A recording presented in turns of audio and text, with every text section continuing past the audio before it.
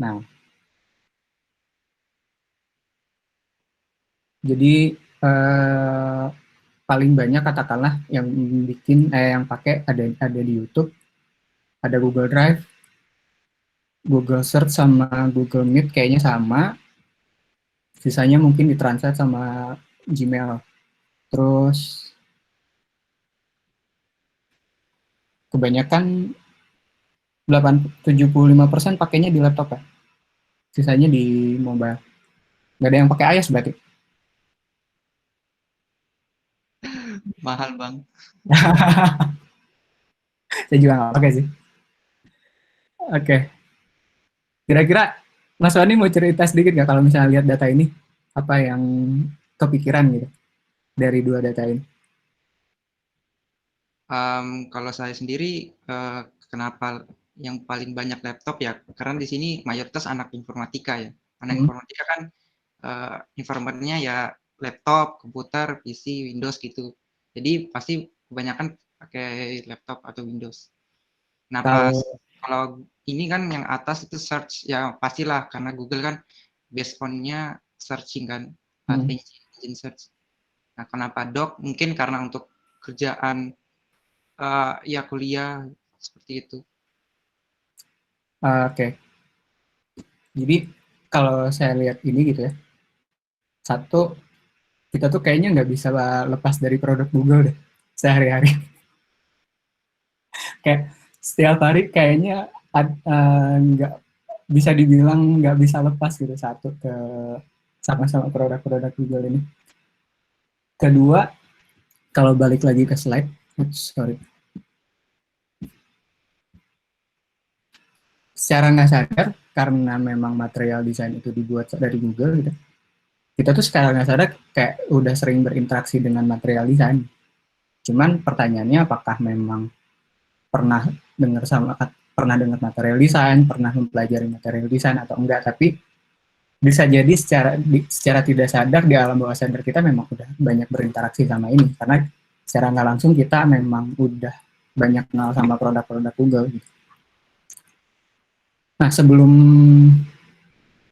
mulai pengen nanya juga dong buat teman-teman, sebenarnya udah uh, teman-teman soal material desain tuh udah sampai mana ya? Ada yang mau cerita nggak? Satu dong, satu dua orang. Jangan Mas Fendi lagi, biar lebih ngobrol gitu. Ada nggak kira-kira?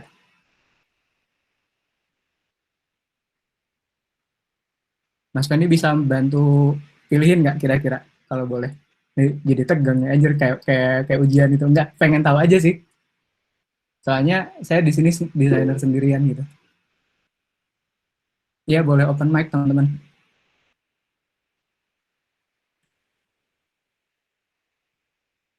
Atau kalau boleh mention Mas Adit nyalain video nih, boleh cerita nggak Mas? Dikit.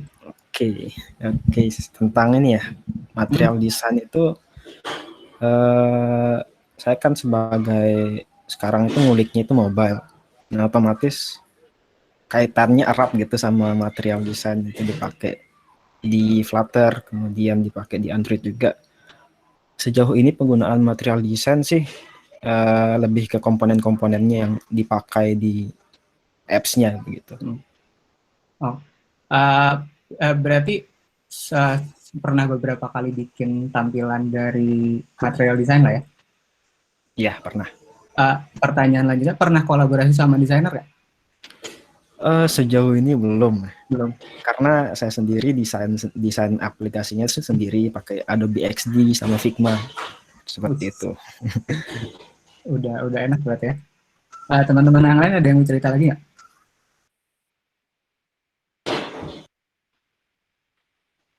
Oke, kalau nggak ada, ini saya mau cerita sedikit pengalaman saya kenal si material design ya.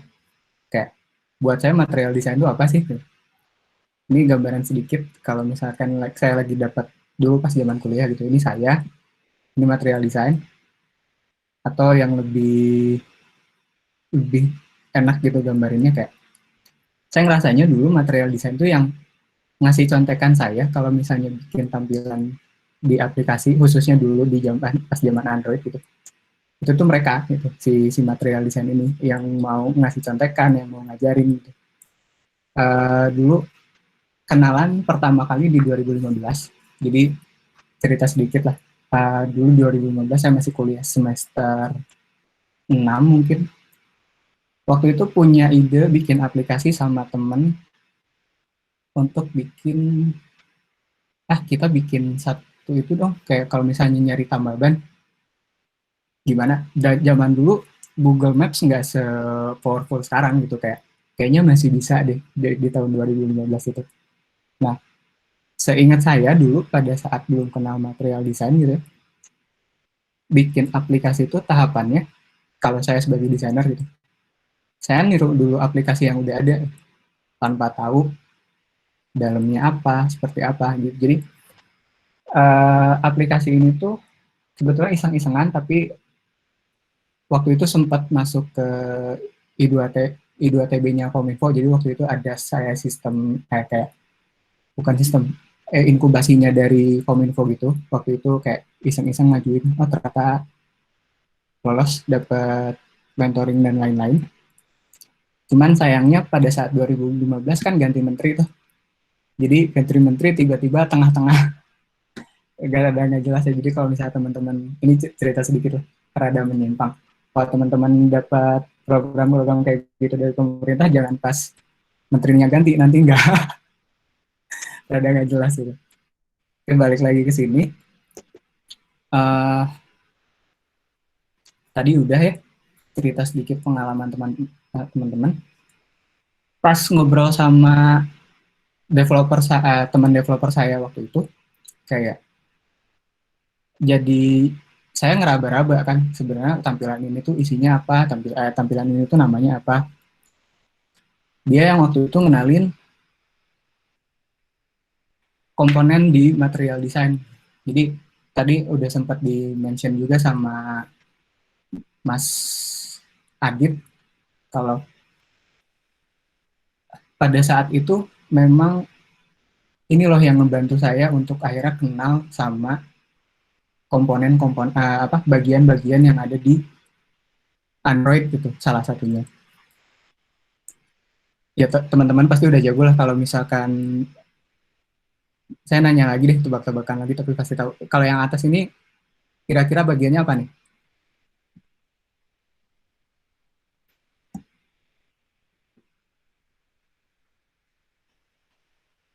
Kira-kira mau jawab nggak, Fen? Kurang tahu bang, Kurang jawab. bukan aplikasi. Kalau Yes. Adit yang pernah bikin. Itu list view bisa jadi recycler view juga bisa. Kalau yang bawah? Yang bawah itu yang ini ya, yang apotek itu ya. Yang di bagian sinilah ada apa aja kira-kira? Di situ ada text view, terus ada drop down, kemudian ada edit text, terus ada image button juga kalau nggak salah. Oke. Berarti Adit udah cukup banyak tahu lah soal komponen-komponenan ya. Oke.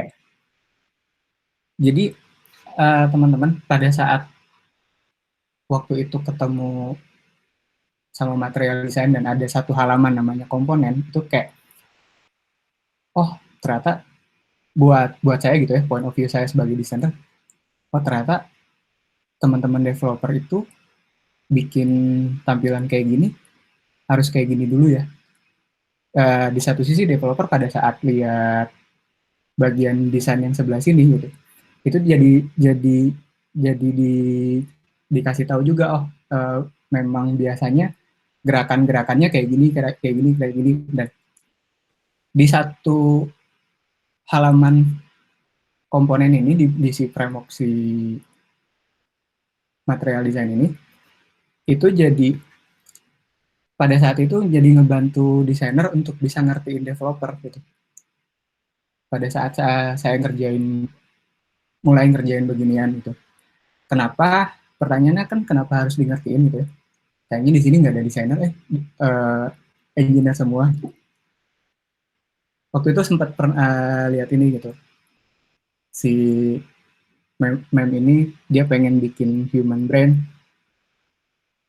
ke komputer, terus yang bikin pasti bingung kan. Itu kalau misalnya disederhanain, saya sebagai desainer gitu, tolong dong halaman ini dibuat gini ya, nanti cut-nya bisa pindahnya muter-muter dan lain-lain.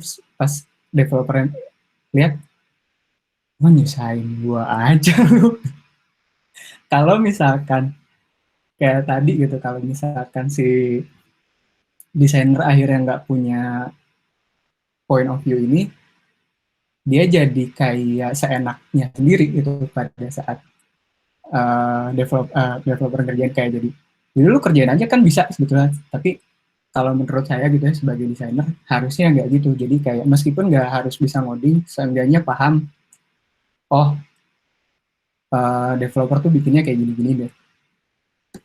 Jadi akhirnya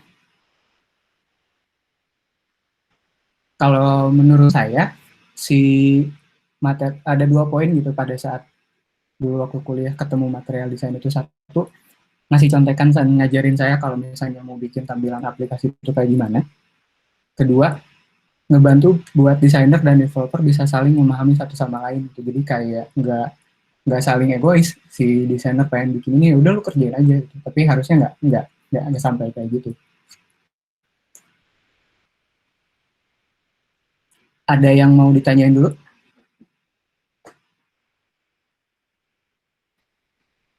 Oh, udah ada link buat pertanyaannya. Oke, saya lanjut sedikit. Terus pertanyaannya kan emang cuman itu doang si material design?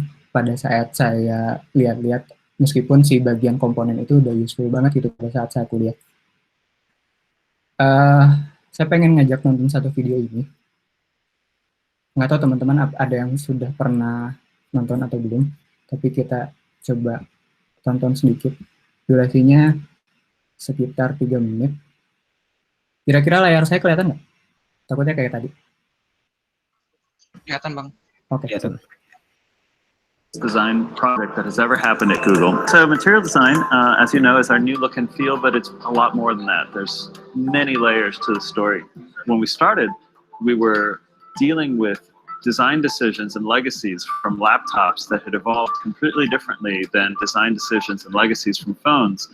And the design language and the system for how you design those apps between those two had started to completely diverge.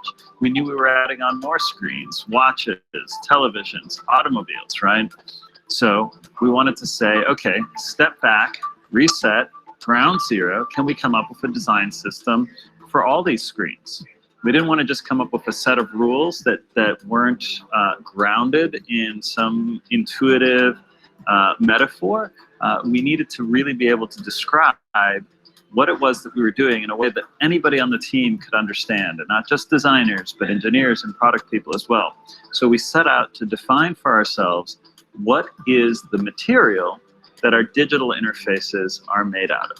What are its rules? If every pixel on the screen somehow lived in a virtual world, you know, what would the rules of that world be like? We did these studies of actually carving out of paper all of our product icons. And from that, we did a lot of explorations of if everything that we made was actually sculpted, and we tried lighting it in different ways.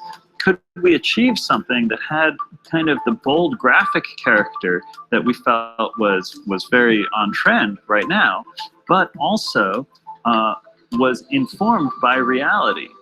We also wanted to not just create a system that would work across these screens, we wanted to create a better design system than the design systems for software that had come in the past. In the past, there had been lots of uncertainty about how do you design user interfaces that are intuitive? What is the role of things like surfaces and layers in a user interface? One of the biggest challenges we had was that we wanted a system that was not just for us, but was also expandable for third parties. So we actually had our designers put on their hats and pretend that they were working for all these different brands following our guidelines, and design versions of what we thought those apps would look like following our guidelines to make sure that we were turning the knob to the right degree. And now that we've launched and we've actually started to engage with developers, the response has been terrific. Tumblr redesigned their app, still very distinctly Tumblr, and you wouldn't mistake it for any other brand, even though their logo isn't up there. It's still very distinctly Tumblr, and a great example of a material design app. Design is absolutely a conversation. You have an idea, you try something, you see what works and what doesn't work. Mostly from people who tell you this isn't working for them. Oke. Bingung? Wah, ini video tahun 2014, jadi kayak kita sedikit cerita mundur 6 tahun. Yang mau saya highlight adalah kenapa akhirnya dulu mereka ngeluarin desain sistem gitu. Ada masalah nih, produknya makin banyak. Mereka punya produk basisnya web, basisnya apps dan lain-lain gitu. Mungkin ke screen lain kayak jam dan lain, TV dan lain-lain, kayak jadi timbul masalah lagi gitu. Banyak komponen yang sebetulnya sama tapi mirip-mirip, jadinya banyak desain yang tidak konsisten gitu.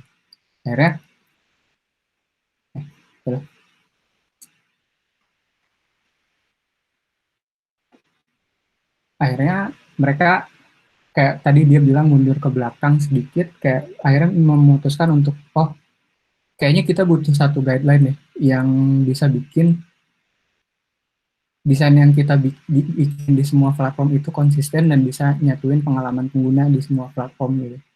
Dalam artian gini, kalau misalkan teman-teman buka YouTube, meskipun buka YouTube di laptop ataupun di apps, perasaannya masih sama, itu pengalamannya masih sama, nggak banyak hal yang membedakan antara itu. Cuman mungkin itu akan terlalu kompleks dipahami. Ya balik lagi ke yang tadi gitu, yang pengen saya ceritain atau mungkin bisa jadi bagian teman-teman juga pada saat kuliah.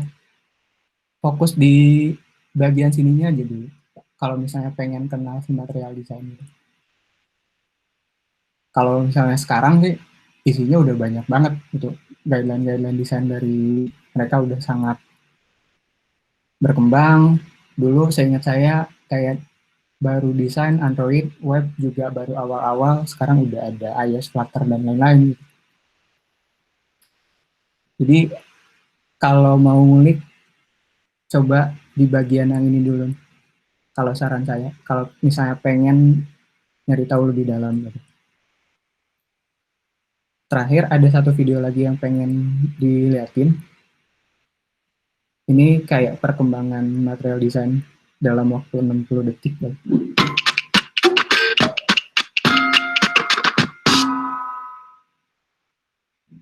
Want to quickly build beautiful, usable apps across platforms? Material is an adaptable design system backed by open source code that helps teams easily build high-quality digital experiences. From design guidelines to developer components, Material can help you build products faster. How do they do it? Let's break it down in 60 seconds. The Material guidelines provide best practices in user interface design, usability and platform guidance to help make sure your app works for all users, regardless of platform. Within the guidelines, you'll find the components, which are the building blocks that make a product usable and functional. Each component page includes guidance on how they should be used, interaction pattern, and design specs, giving you the information you need to ensure you get it right. Material also provides the resources and tools that help simplify your workflow. Theme Editor helps you create a branded, simple library to build beautiful UI. Upload those designs to Gallery to share with the team. Gallery is a collaboration tool that helps you organize comments and iterations. Inspect Mode provides the developer documentation and links to Material components for pixel-perfect UI. When you're ready to start building, use Material components. Open source code is available for iOS, Android, web, and Flutter to help you start building your ideas in no time. With guidelines, tools, and open source components, Material Design helps you build beautiful, usable products faster. What will you make? Ready to get started with Material? Watch the Design Byte videos. And for more resources and tutorials, visit material.io. That's it for now. Don't forget to like and subscribe. Oke.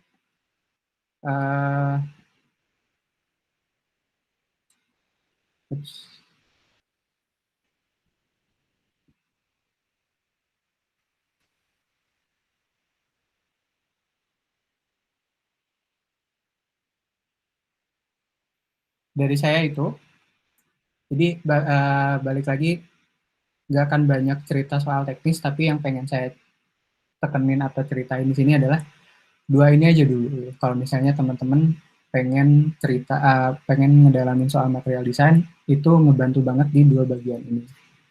Mangga kalau misalkan ada yang mau ditanyain, mau diskusiin lebih dalam, karena teman-teman developer gitu ya, nantinya jadi developer kalau misalnya pengen atau pengalaman bikin desain sama desainer itu kayak gimana, ayo ngobrol-ngobrol.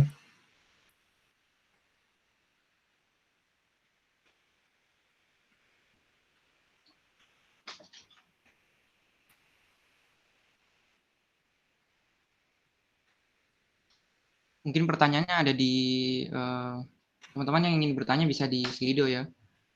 Bang, mungkin ini kita share screen aja, Bang. Boleh saya matiin aja dulu kali ya.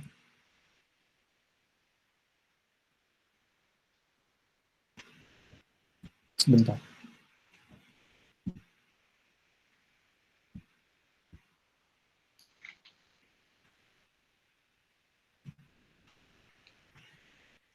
Oke,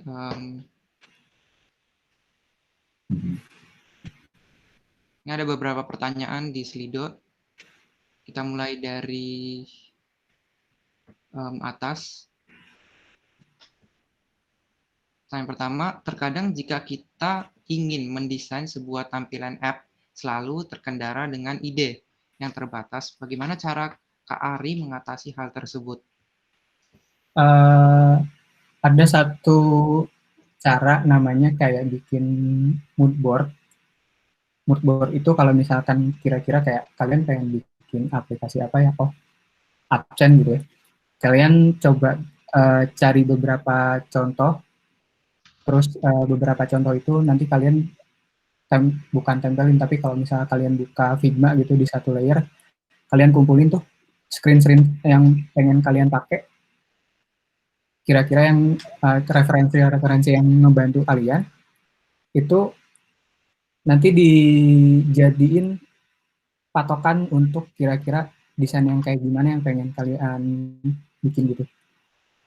Itu juga ngebantu teman-teman biar nggak terlalu banyak nyari referensi gitu.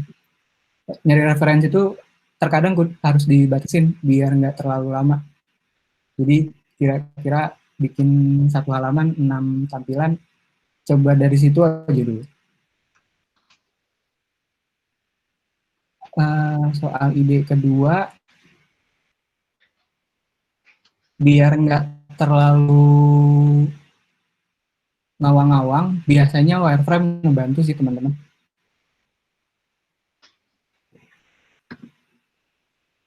Oke, semoga bisa menjawab. Mungkin kita ke pertanyaan kedua. Bang, bikin portofolio UX design itu bagaimana ya? Apakah wajib ada UI desainnya juga? Apa beda kerjanya gimana? Bentar, saya baca dulu. Bikin portofolio UX design itu gimana ya? Apakah wajib ada desainnya juga, beda kerjanya gimana? Sepaham saya portofolio desain itu isinya satu, ngebahas masalah yang dikerjain itu apa. Kedua, cara si desainer itu ngasih solusinya seperti apa. Ketiga, kalau misalnya memang itu kerjaan yang udah dikerjain, impact yang dihasilkan setelah buat itu apa. Jadi kurang lebih kalau misalkan poin-poin isi portofolionya kayak gitu. Tapi kalau tadi pertanyaannya, wajib ada UI desainnya, kalau misalnya portofolionya desainer, UX-nya adalah UX designer ya harus ada sih. Oke, mungkin bisa menjawab. Selanjutnya kita ke pertanyaan selanjutnya, Bang, cara terbaik explore material design itu gimana ya? Cara terbaik kalau sepengalaman saya adalah cobain kalau misalkan teman-teman lagi ya masih jadi mahasiswa gitu. Kalau misalnya ada tugas yang berhubungan sama development aplikasi, langsung diimplementasi aja si material desainnya. Kalau misalkan mau bikin satu halaman aplikasi Android gitu, si text field-nya coba pakai material design, si komponen-komponennya coba pakai material design gitu. Kayak gitu aja langsung. Jadi kalau misalnya mau ngerjain tugas, coba diimplement langsung aja. Oke, Jadi semoga menjawab. beneran langsung ada yang dikerjain gitu, nggak nunggu. Langsung implementasi ya. Nah, Oke. Oke, semoga menjawab. Kita ke pertanyaan selanjutnya. UI UX harus bisa ngoding nggak? menurut saya enggak, paham iya. Kalau menurut saya pribadi gitu, minimal paham si developer itu kenapa susah bikin desain yang kita bikin. Jadi nggak seenak jidat bikin desain yang dia pengen gitu. Harus paham di si developer itu kalau misalnya bikin komponen ini kesulitannya di mana dan lain-lain. Dan kalau bisa, kalau misalnya di kerjaan asli gitu, kayak bareng-bareng nyari kalau misalnya bikin komponen kayak gini tuh ada yang udah pernah bikin atau belum. Itu ya kalau bisa bareng lebih enak sih. Nggak harus dibebanin ke developer semua. Oke, semoga menjawab. Kita ke pertanyaan selanjutnya. Apakah dalam mulai terjun di dunia UI UX harus menerapkan ATM terlebih dahulu? Harus. Kalau pertanyaannya harus atau enggak, kayaknya tiap orang mungkin punya caranya masing-masing, tapi itu salah satu cara yang powerful sih. Kalau mau terjun biasanya bukan ATM kali, kayak teman-teman bisa coba bikin satu studi kasus gitu. Misalkan teman-teman punya apps yang sering dipakai, terus ada kayak entah satu fitur mau semua lebih niat mangga gitu, atau satu fitur yang kayaknya bisa gue perbaiki deh, bisa saya perbaiki gitu. Itu bikin di satu studi kasus aja. Kayak cobain proses-prosesnya kayak gitu-gitu. Dan biasanya kalau untuk baru pertama kali kerja gitu ya, kalau teman-teman punya percobaan studi kasus itu bisa ngebantu banget buat portofolio sih.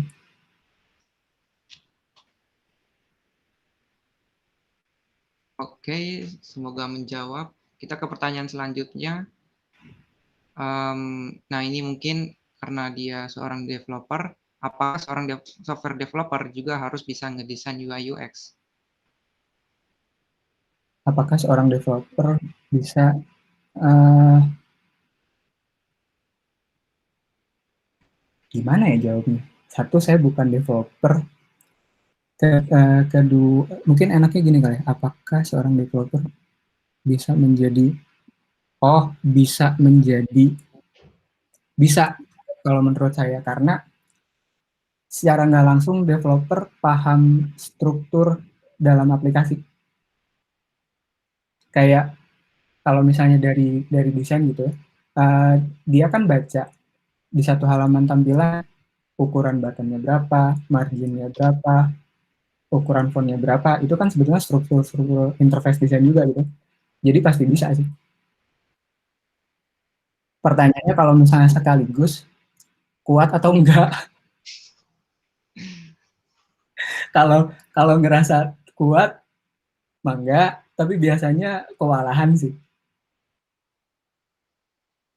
Kalau di startup itu biasanya lazim nggak, Bang? Uh, Developer sekaligus UI UX menjadi UI UX. saya yakin ada, tapi baiknya enggak sih. Jadi kayak kalau misalnya minimal banget, desainer satu, developer satu lah.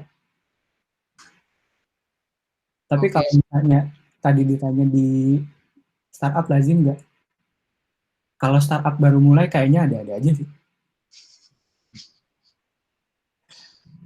Oke, semoga menjawab pertanyaannya. Kita langsung ke pertanyaan selanjutnya. bagaimana cara inisiasi perubahan desain itu dari kakak sendiri biar nggak ketinggalan zaman? Ketinggalan zaman. Mungkin sedikit cerita soal ketinggalan zaman atau enggak gitu ya. Pada saat di perusahaan, kalau misalkan sudah cukup sudah cukup stabil gitu perusahaannya, mungkin bisa ngikutin kayak desain kita ketinggalan dan lain-lain. Pada saat kita ditempatkan di tempat yang belum butuh itu, ada aja kejadian kayak memang harus ngikutin fungsi dan lain-lain. Tapi tadi pertanyaannya gimana inisiasi perubahan desain itu sendiri biar nggak ketinggalan zaman. Kalau akhirnya balik, misalnya buat kita sendiri gitu ya, biar bisa terus ikut berkembang sama perubahan desain itu sendiri, sering-sering ngerjain, sering-sering ngikutin kegiatan. Kalau misalkan buat yang belajar interface gitu ya, itu ada satu, kayaknya teman-teman Telkom juga kan, yang bikin desain jam. Tahu nggak? Kurang tahu sih. Jadi desain jam itu komunitas yang setahu saya yang bikin teman-teman Telkom juga. Itu kayak sebulan sekali kita bikin satu buah case untuk bikin interface kayak 2-3 halaman. Itu siapapun boleh ikutan gitu. Jadi kayak kita punya sparring partner nih, kalau misalnya kita kan kayak ngedesain bareng-bareng ya. Ngedesain bareng-bareng kayak 50, bahkan dulu kayaknya sempat 100 gitu. Itu kita kayak punya sparring partner, desain yang kita bikin sekarang tuh udah ketinggalan zaman atau enggak gitu. Itu satu. Kedua, kalau misalnya ngikutin si material design gitu ya, itu mereka kan pasti ngupdate terus si perkembangan desainnya mereka gitu. Kalau terus-terusan mantengin sih pasti kayak ngikutin sih.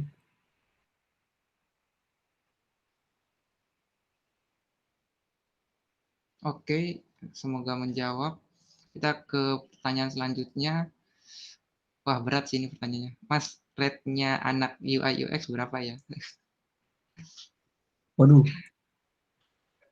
Waduh.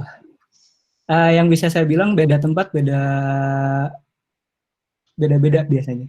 Jadi kalau misalnya mau nyari angka, cari perusahaan yang gede. Tapi saya pengen ceritanya gini. Ini point of view saya gitu ya, karena saya belum pernah memutuskan untuk akhirnya mau masuk ke tempat yang udah gede. Pada saat di startup, kan keindahannya di startup itu yang dikerjain lebih banyak gitu daripada di tempat-tempat yang udah stabil gitu. Kita jadi bisa belajar lebih banyak kalau menurut saya.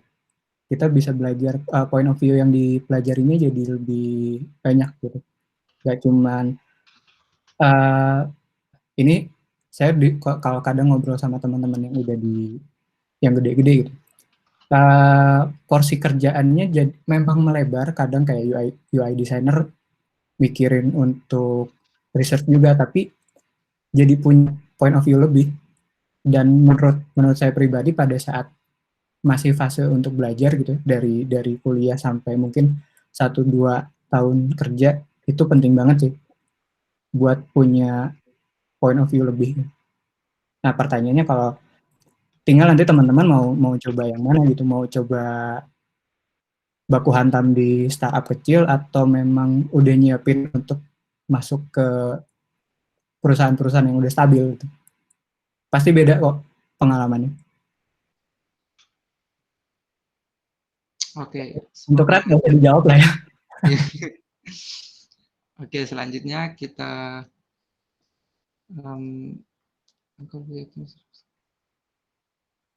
Bang, kalau UI UX di startup gitu biasanya hafal material design atau masih sering nyontek-nyontek dari material design? Yang atas nggak dijawab dulu, tuh yang warna. Boleh Bang. Yang mana dulu nih? Yang atas aja dulu. Yang warna? Iya, yang warna. Saya lupa sebelah mana, tapi material, kalau teman-teman pengen bingung gitu, pick warna yang mana, material design tuh punya satu fitur buat kalau misalnya butuh warna tinggal milih di situ gitu. Itu satu. Kedua, jangan terlalu banyak pakai warna. Kayak seingat saya di material design tuh ada yang bagian yang ngajarin primary color, secondary color dan lain-lain. Itu ikutin aja di bagian situ gitu. Jadi jangan terlalu banyak. Itu udah ngebantu banget sih si material design buat awal-awal ngulik soal color.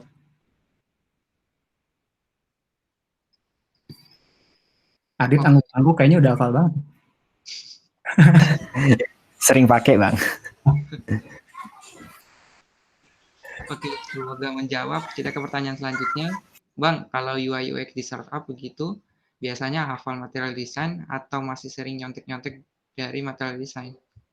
Sampai sekarang saya nggak pernah hafal total isinya sih. Pasti bolak-balik. Tapi serunya itu tadi itu. Jadi memang satu, mereka juga terus update kan, terus berkembang. Itu kalau seingat saya 2 hari yang lalu pas bagian komponen itu filternya belum yang kayak sekarang gitu. Terus tiba-tiba berubah lagi. Kalau saya pribadi sih nggak pernah hafal, tapi biasanya pada saat udah bikin desain dan ngobrol sama engineer,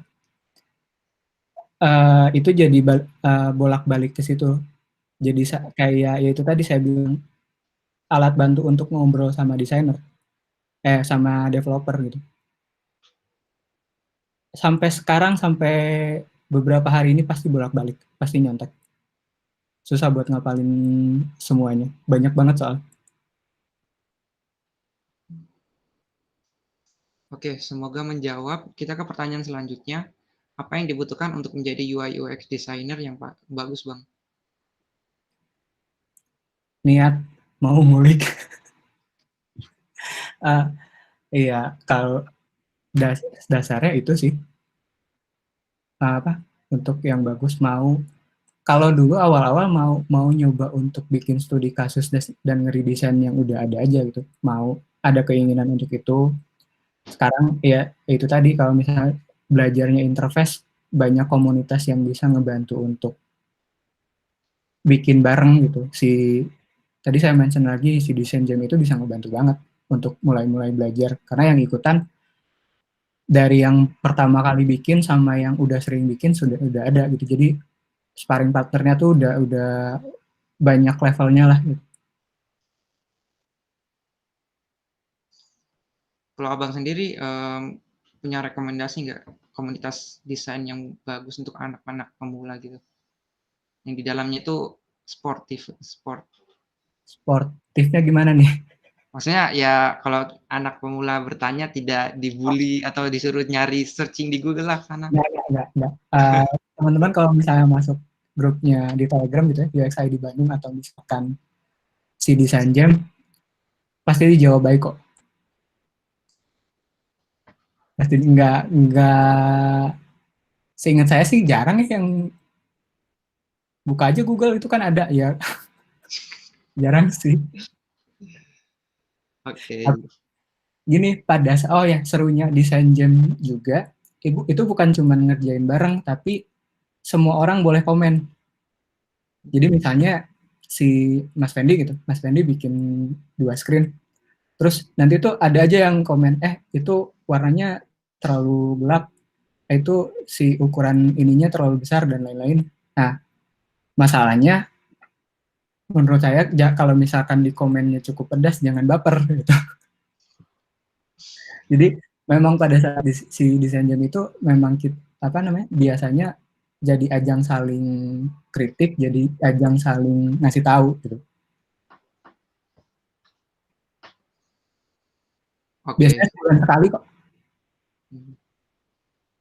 Dan itu tadi anak-anak Telkom yang bikin, jadi kenalan lah sama-sama komunitas.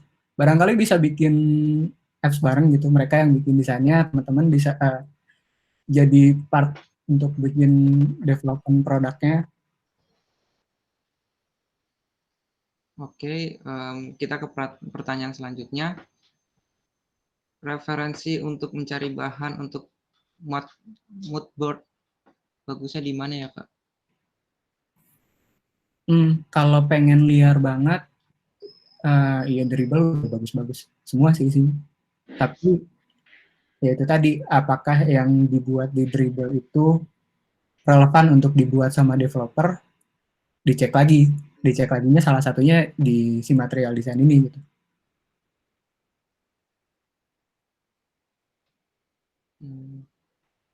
Oke, oke. Kita ke pertanyaan selanjutnya. Permisi mau tanya, saya bingung kadang kalau mau desain tampilan UI, itu jatuhnya malah ATM doang dari Dribble, jadi ngerasa belum bisa memaksimalkan material design. Agak bingung. Belum bisa memaksimalkannya tuh apakah memang tidak puas dengan desain material design? Apakah memang pengen explore aja? Jadi kalau misalkan tujuan teman-teman bikin tampilan UI yang memang pengen explore gitu ya, nggak usah dibatesin dulu bikinnya gimana. Sebetulnya kalau memang tujuannya untuk explore doang gitu. Tapi kalau akhirnya nanti tujuannya buat dibikin beneran, coba dipertimbangin desain yang teman-teman bikin itu relevan nggak untuk di-develop sama engineer. Salah satunya ya, itu tadi, divalidasi di material design.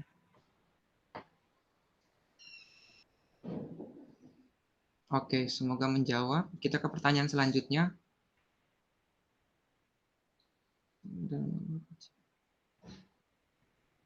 Udah tadi, dalam bekerja, apakah ada arahan UI-nya ingin seperti apa dari perusahaan? Atau UI designer bebas menentukan UI-nya seperti apa asalkan masih masuk dengan tema yang diminta. Case-nya gini mungkin, kalau misalkan baru pertama kali, misalkan siapa ini? Mas Fendi, ya kasih contoh Mas Fendi lah gitu. Mas Fendi sebagai UI designer terus masuk ke satu perusahaan gitu. Kalau perusahaannya udah punya guideline sendiri, ya diikutin. Karena itu yang udah di-riset dari jauh-jauh hari, kenapa mereka memilih untuk tampilannya seperti ini, dan lain-lain gitu. Tapi kalau misalkan ini pertama kali nih, dari awal banget gitu, bikin produk dari awal banget, perusahaannya juga punya kita sendiri gitu. Ya si UI designer-nya atau si UX designer yang memutuskan gitu tampilannya mau kayak gimana, kenapa ngambil pertimbangan ini dan lain-lain.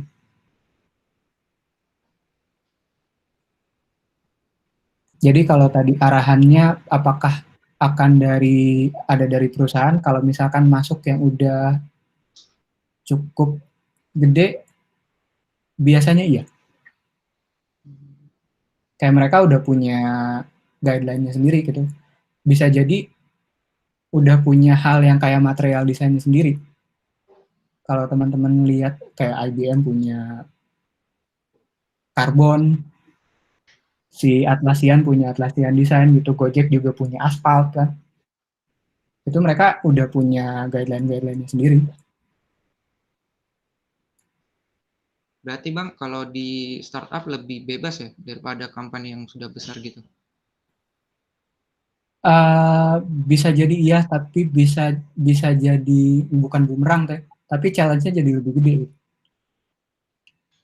Dan yang jadi masalah nanti kalau misalnya produk masih satu, ya masih oke lah. Terus kalau misalnya produk udah nambah 2, desainer udah nambah banyak, itu kan biasanya jadi kayak punya desain masing-masing.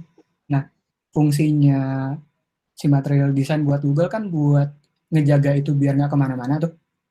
Nah, nanti di setiap perusahaan juga pasti butuh ada satu yang kayak material design yang butuh buat ngejagain itu kalau misalnya udah makin berkembang. Pilihannya kalau misalnya mau pakai material design bisa, tapi kalau misalnya ngerasa material design nggak cukup untuk mengakomodir produknya dia, bisa jadi mereka ngembangin sendiri. Oke, semoga menjawab pertanyaannya. Kita ke pertanyaan selanjutnya. Cara kerja antara product manager, UI designer, dengan UX researcher itu gimana? Mungkin case-nya itu di perusahaan. Kalau di perusahaan saya, si UI sama UX kan belum dipisah tuh. Jadi saya sama product manager masih terlibat dari mulai ideation. Oh, kita punya satu masalah nih, misalnya masalah ini ada di part produk yang udah jadi atau belum. Kalau misalnya part yang udah jadi, kita diskusi nih sama manajer nyari solusinya apa, mulai dari riset, ngobrol sama user, terus nanti dipindahin jadi user flow, dipindahin jadi wireframe, dipindahin jadi high fidelity design. Itu kalau di perusahaan saya masih sama UI UX-nya sendiri, tapi jadi yang di Sticker itu kita baru ada 4 orang. Di tim saya ada 2 UI UX, dipisahnya menurut device gitu. Jadi saya fokus di apps, satu teman saya lagi fokusnya di web. Balik lagi, di tiap perusahaan pasti beda-beda, ngikutin seberapa mature perusahaan. Kalau yang di mungkin ini berarti si UI design sama researcher, UX designer udah dipisahkan. Bisa jadi si UX designer cuman dari tahap ideation, terus nyari insight, ketemu dan lain-lain, sampai wireframe. Nanti yang bikin si high fidelity design, interaction design kayak gimana itu si UI designernya. Oke, semoga menjawab pertanyaannya. Kita lanjut ke pertanyaan selanjutnya. UI designer dalam startup biasanya ada berapa orang? Macam-macam, tapi kalau ditanya satu dulu cukup buat mulai, cukup. Nanti berkembang sih berapa besar beban kerjanya mereka. Tapi kalau buat mulai satu cukup sih. Oke, semoga menjawab. Kita ke pertanyaan terakhir. Requirement apa sih yang umum menjadi pertimbangan diterimanya seseorang di dunia kerja sebagai UI UX designer? Mungkin tips-tipsnya nih. Ini menarik. Tadi kalau masih ingat, saya sempat mention kalau misalnya di portofolio teman-teman ada. Dari apa yang diceritain itu, teman-teman bisa cerita objektifnya apa, kenapa bikin katakanlah kenapa bikin apps itu gitu. Apa masalahnya? Dari masalah itu, solusi yang kalian tawarin tuh apa? Dan kalau misalkan udah kerja beneran, berarti harus ada impact-nya dong dari solusi itu impact-nya bisa ke-track atau enggak. Tapi kalau misalkan baru studi kasus dan lain-lain, cukup sampai bagian solusinya juga nggak ada masalah. Itu cara kalian maparin itu di satu portofolio, itu kan kelihatan tuh gimana cara kalian berproses, gimana kalian ngolahnya, itu sih yang jadi pertimbangan.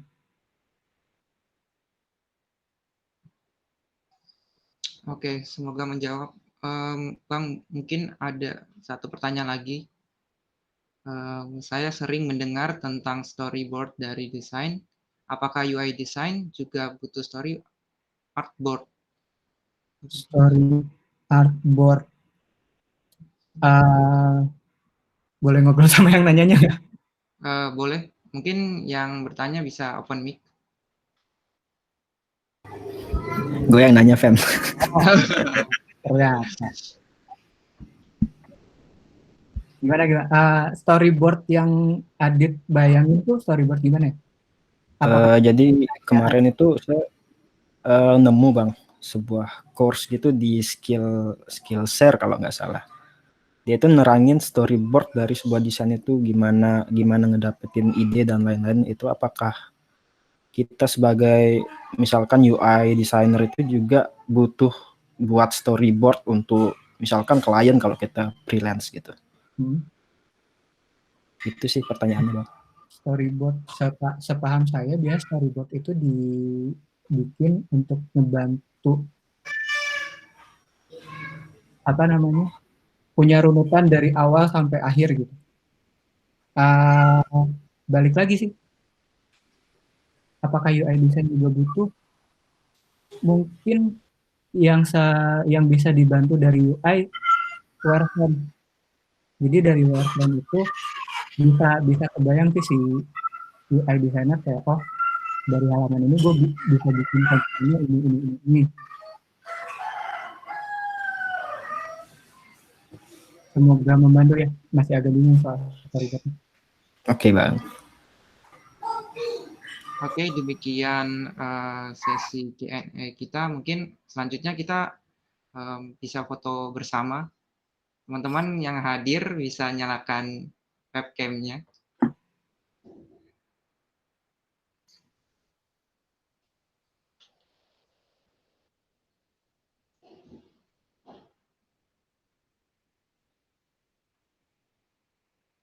Mungkin bisa di stop dulu share screen-nya.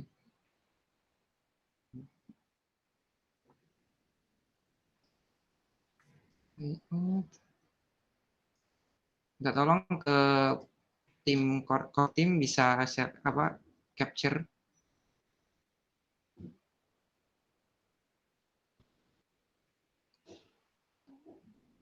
Windy, Raihan, Nabila, Intan, Meike, Kelvin, Cahya, Dwiki. Mungkin bisa nyalakan webcam-nya.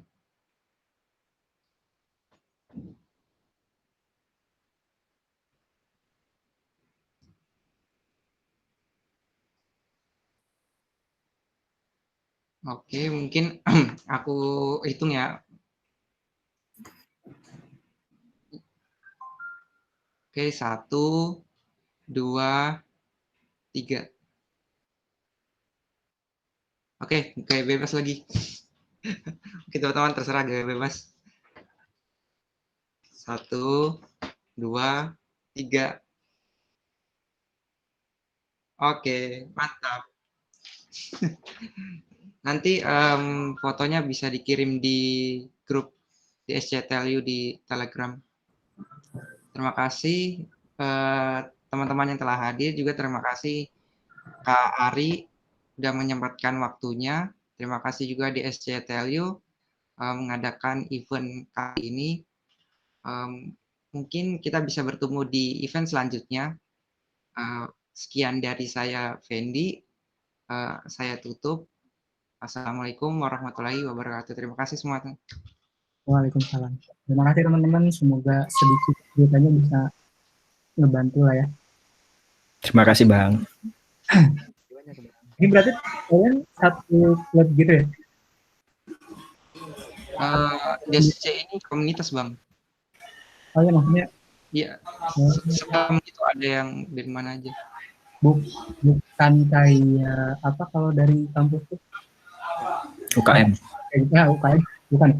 Bukan, Bang. Belum sih, belum diresmikan sebagai UKM. Baru berapa tahun ya? 3 tahun kalau nggak salah. Oh ya? Udah lama juga. Coba ngobrol-ngobrol sama teman-teman Mission Jam deh. Kayaknya seru kalau misalnya banyak fokusnya di Android. Atau mau dikenalin, nanti saya coba ngobrol sama orangnya. Itu ada grupnya nggak Bang? Ada grup Telegram gitu, bisa di-share linknya. Ada, boleh. Mission Jam ID. Udah ada yang ini, yang join. Join di mana tuh? Mission Jam. Emang si Telegram itu bisa nge-share grup gitu ya? Bisa, Bang.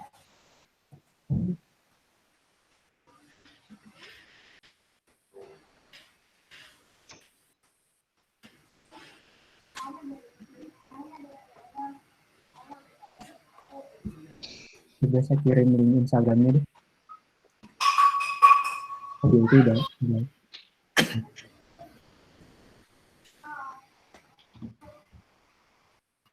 Oke deh, makasih ya teman-teman. Semoga sedikit membantu ilmunya. Terima kasih Bang. Sedikit.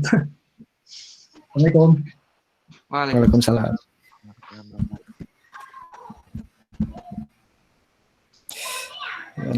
Ada yang baru join loh. Iya tadi, ada yang baru join. Bisa ini ya, bisa lihat rekamannya di DEP. Mereka nggak di stop it.